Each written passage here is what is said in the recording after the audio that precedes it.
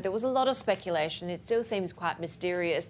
We know that China is battling what a lot of economists are saying is just this demographic kind of war, right, with an aging population.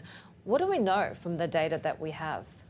So it's pretty assured that China's population is getting very, very close to the point where it is going to tip into decline. You have the one-child policy, you have better education for women, you have rising costs of raising a child. All of that is by and large guaranteed that China's population is going to peak very soon. When exactly is the question that's up for debate at the moment.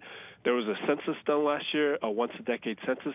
That data should have been released in April. It has not been released in April. That stoked a lot of speculation about what the census found.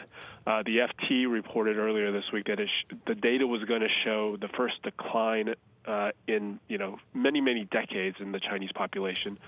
The Statistics Bureau came out yesterday to deny that, to say explicitly that the population grew in 2020, but we don't have more information at this moment. But I just found that fascinating that they actually felt the need to come out and rebut that report. So how politically sensitive is this topic, especially given that policymakers did sometimes brutally enforce the one-child policy?